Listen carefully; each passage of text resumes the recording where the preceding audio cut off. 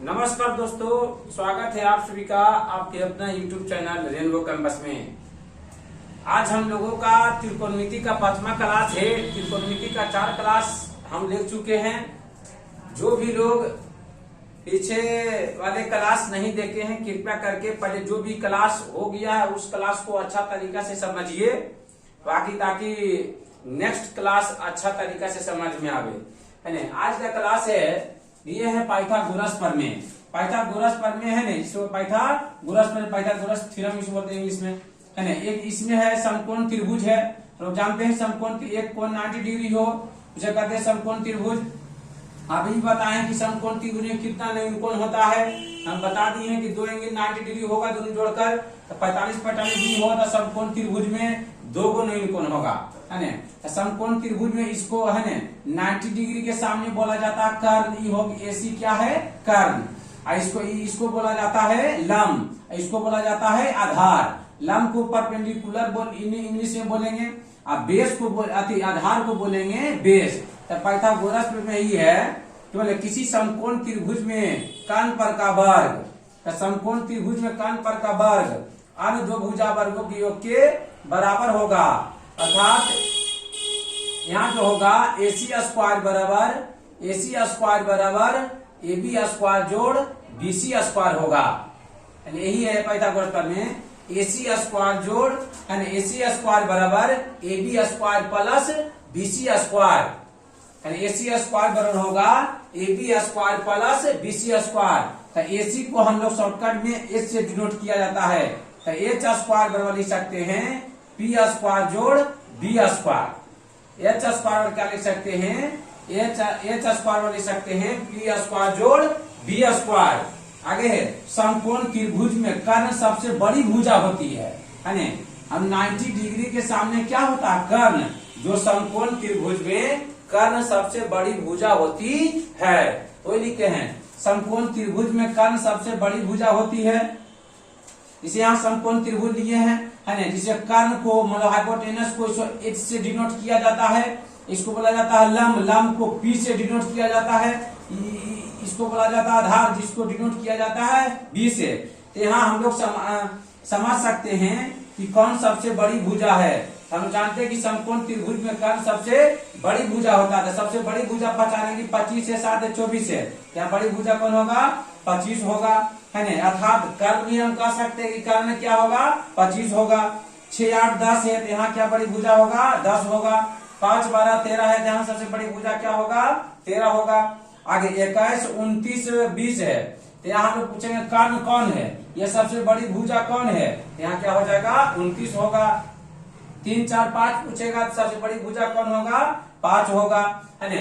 आगे है पाइथागोरस त्रिक। पाइथागोरस त्रिक यही होता है H स्क्वायर बराबर P स्क्वायर जोड़ B स्क्वायर। इसका मतलब जो बड़ी भुजा का वर्ग करके जो छोटी भुजा के वर्ग के योग के बराबर होगा तब पाइथागोरस त्रिक होगा।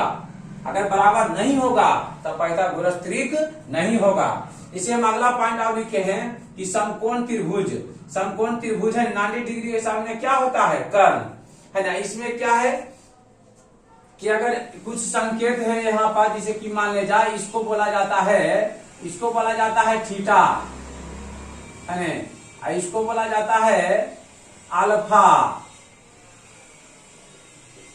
इसको बोला जाता है बीटा,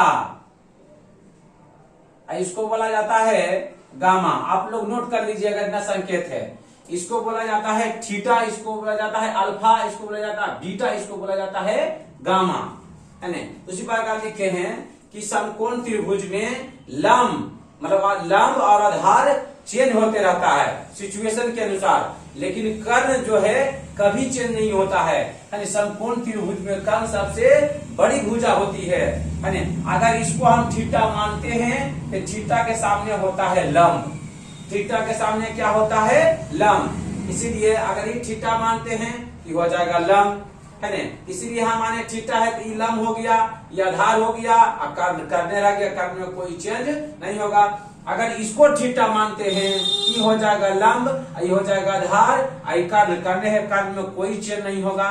लंब आधार चेंज हो सकता है। अगर इसको थीटा मानते हैं तो ये हो जाएगा लंब, थीटा के सामने होता है लंब, है ना। उसी प्रकार हम ये 3 4 5 लिखे हैं, तो हम पहचानना है कि कौन कर्ण है, कौन लंब है, कौन आधार है। हम लोग कर्ण जानते हैं कि समकोण त्रिभुज में सबसे बड़ी भुजा होती है, तो सबसे बड़ी भुजा कौन है, यहाँ 5 है, तो यहाँ H क्या हो जाएगा 5। यहाँ लंब बताएं कि लंब आधार कौन है, तो लंब आधार कोई भी हो सकता है, 3 होगा या 4 होगा, इसीलिए हम 3 भी लिख सकते हैं या तो 4 भी लिख सकते हैं, अभी बताएं। बेस को भी है, या तो 4 भी हो सकता है या तो 3 भी हो सकता है। यहाँ पर भी कह सकते हैं कि कर्ण कौन होगा, तो कर्ण क्या होगा, सबसे बड़ी भुजा 10 होगा।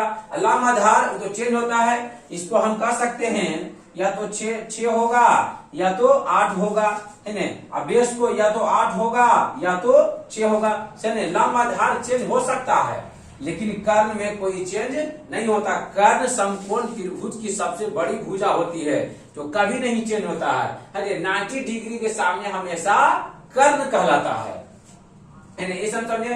बाकी पाइथागोरस त्रिक ये हम लोग पढ़े हैं कि अगर एच स्क्वायर बराबर P square plus B square, अगर इसका पालन करेगा तो पाइथागोरस त्रिक है, अगर पालन नहीं करेगा तो वो पाइथागोरस त्रिक नहीं है।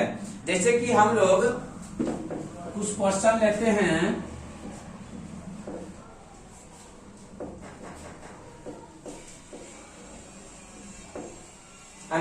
क्वेश्चन जिसे है पहला कि 3 4 5, ये चेक करेंगे कि पाइथागोरस त्रिक है कि नहीं है। तो पाइथागोरस त्रिक क्या जानते हैं, एच स्क्वायर बराबर पी स्क्वायर जोड़ बी स्क्वायर, यही है।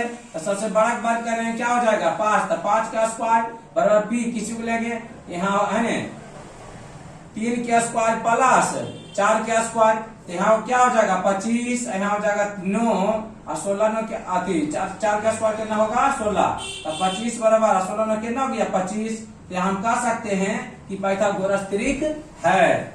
मान लीजिए कि दूसरा लेते हैं 6 8 10, हम लोग फिर करेंगे पाइथागोरस त्रिक, एच स्क्वायर बराबर पी स्क्वायर जोड़ बी स्क्वायर, एच बराबर सबसे बड़ी भुजा 10 के स्क्वायर, ये दोनों में से कोई लिख सकते हैं, 6 का स्क्वायर प्लस 8 के स्क्वायर, तो यहाँ होगा 10 का स्क्वायर कितना होगा 100 बराबर 6 का स्क्वायर कितना होगा 36 और प्लस 8 का स्क्वायर कितना होगा 64, तो 100 बराबर 64 और 36 जोड़े कितना होगा 100।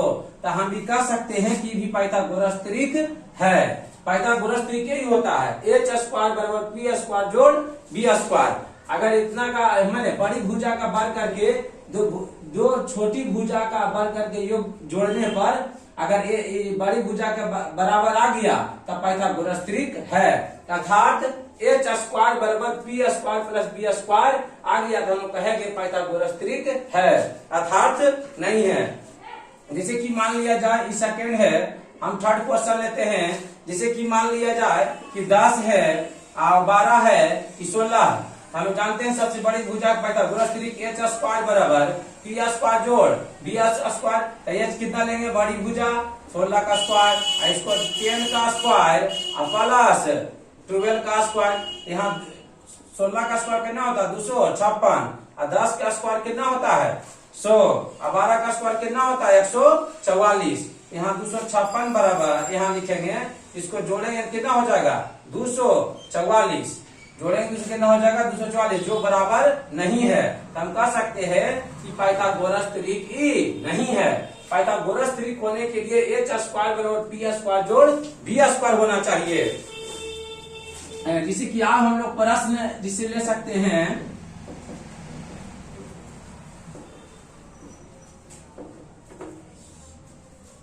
आगे चौथा प्रश्न, जिसे कि मान लिया कि 25 है 7 है 24 है, इसको चेक करना है कि पाइथागोरस त्रिक है कि नहीं है।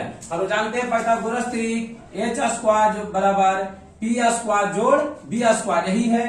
हम लोग एच स्क्वायर में सबसे बड़ी भुजा 25 का स्क्वायर, यहाँ बराबर पी स्क्वायर दोनों को ले सकते हैं लंब आधार को, 7 के स्क्वायर जोड़ 24 के स्क्वायर, है न। तो यहाँ देखेंगे 25 के स्क्वायर कितना होता है 625, 7 के स्क्वायर होता है 49 और 25 के स्क्वायर होता है 576, तो यहाँ हो जाएगा 625 और 49 और 576 जोड़ेंगे क्या हो जाएगा 625। हम कह सकते हैं कि पाइथागोरस त्रिक है, ये जो साइड है पाइथागोरस त्रिक है। हम लोग जोड़ेंगे यहाँ नो 15 और 7 4 11 12 5 1 6। तो अगर पाइथागोरस ट्रिक होने का मतलब है कि एच स्क्वायर बराबर पी स्क्वायर जोड़ बी स्क्वायर आएगा तो पाइथागोरस ट्रिक है, अगर नहीं बराबर आया तो पाइथागोरस ट्रिक नहीं है। आप उसको जिसे बेसिक कैलकुलेशन पूछा जाता है इसमें आता है सॉल्व करने के लिए।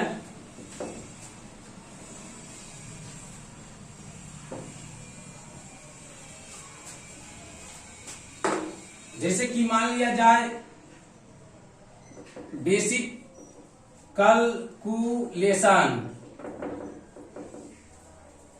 है ना, बेसिक कैलकुलेशन जैसे कि माने रूट 2 का स्क्वायर करना है ना, जैसे कि मान लिया जाए कि रूट 3 का स्क्वायर करना है, जैसे कि मान लिया जाए कि रूट 5 का स्क्वायर करना है और रूट 3 का स्क्वायर करना है, और मान लिया जाए कि 4 रूट 2 का स्क्वायर करना है, इस प्रकार करना स्क्वायर है ना।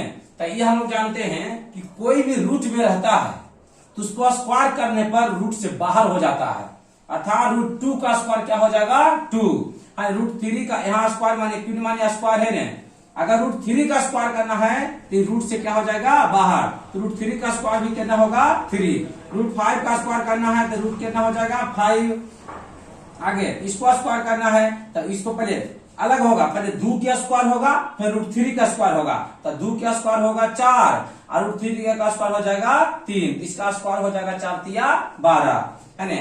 आगे इसको स्क्वायर करना है तो पहले 4 का स्क्वायर होगा फिर रूट 2 का स्क्वायर होगा, स्क्वायर में दोनों गुना करेंगे तो 4 का स्क्वायर कितना हो जाएगा जी, तो 4 का स्क्वायर 16 और रूट 2 का स्क्वायर करेंगे तो रूट में तो रूट से क्या हो जाएगा बाहर, तो ये हो जाएगा 16 गुना 32। इस प्रकार का बेसिक कैलकुलेशन करने के लिए आता है। बाकी आप लोग अच्छी तरीका से देख लीजिए और जितना ही बताएं सबको कॉपी में नोट कर लीजिए।